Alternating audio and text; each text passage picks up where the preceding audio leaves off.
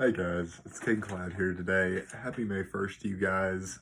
I know I'm getting the speech out a little late on this last Friday. Congratulations, guys. Hey, we've made it to the last major speech, and I'm so thankful that we're about to get this wrapped up. But this week, for my advocacy speech, I went ahead and picked the topic, the fight against domestic violence. And the reason I picked that was because, you watch the news and you got all the talk about coronavirus and a lot of, kids, all these kids aren't going to school. And you've got this rise in domestic violence that you see every day on the news. And it kind of got my attention, you know. So that's kind of why I decided to steer to this one. But I got 3 articles. They're all from different, variations of places. That's why I kind of picked them. But the very first one I actually got from ABC. It was actually on TV, so I went and decided to pick it up and figure out who did it. But it was The Abuse Rising in Quarantine by Amy Holland. And what she basically says is she says that a rise in lower income homes at 60% have seen a rise in domestic violence. And that's crazy to me. And she said the main reasons were for financial struggle, stress is a major key thing, on the inability to be around each other for long periods of time. It's crazy. Before this quarantine, I mean, I knew I spent a lot of time with my family and, around loved ones and stuff like that. But, to be around somebody for an extended period of time and just flip a switch, that's crazy to me. But she talks about stuff like that. And she talks about how in the U.S. in total, we've seen about a 30% increase on domestic violence.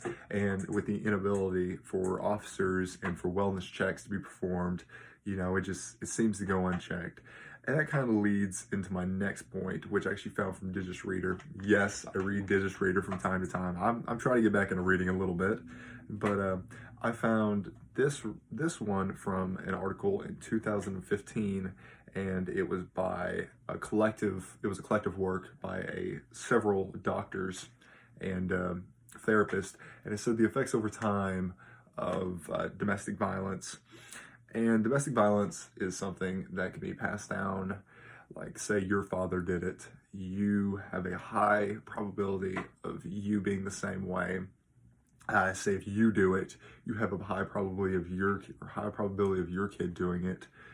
Mental scars that come with it, the inability to actually enjoy stuff and relax. That's a major one, and something that actually really got me is, and I kind of understand this too, the inability to create and have a healthy relationship. And that is something that a lot of kids that have experienced and been through stuff like that, it's hard for them to pass that. But going into my last article, and this one was my favorite. This is actually by Men's Health, and it's called Change, and it's by Michael Riddick. And I thought, you can talk about, everyone knows at least something about domestic violence or has seen it or has been around it at some point. But this article really hit me because I found it Men's Health, like I said, by Michael Riddick, and it's called Change. And all Michael talks about in this is how you have to want to change. And I know that sounds stupid, but you really do. And I saw that, with several members of my family.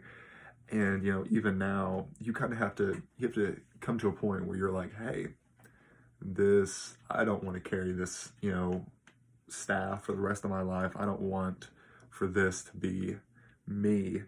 So, like he talks about in this, there's simple exercises where you can invest in religion, you can invest in activities, you can invest in a group of safe friends, you can invest in just in time in yourself, and get to that point where you want to be and push yourself to that point that you don't want to be that same person that has carried it. I'm telling you, in this article, it repeats a lot of things that I've heard throughout my life by a lot of great people that I've had in, my life. And you aren't, those before you. You aren't, those that cause that damage so you can start something new. And this article, I love it. I loved it, man. I love it. And I kind of just wanted to go ahead and throw this out here. I know it's kind of a little danky. It's kind of last minute type of thing. But I just want to go ahead and talk about this because I know there is a rise in domestic violence. And, me personally, that's something that I have to face, going through my life is changing that aspect so that I can change the narrative for myself. And, you got so much stuff against you that you have that ability to change it. And that's something that I definitely saw in that last article. And I'm telling you, man, Men's Health, look it up, Change by Michael Riddick. It's pretty great, man. I thoroughly enjoyed it. It kind of changed my outlook on a lot of things. But wrapping that up, guys, had a lot of fun in this class. Hope y'all guys have a wonderful May.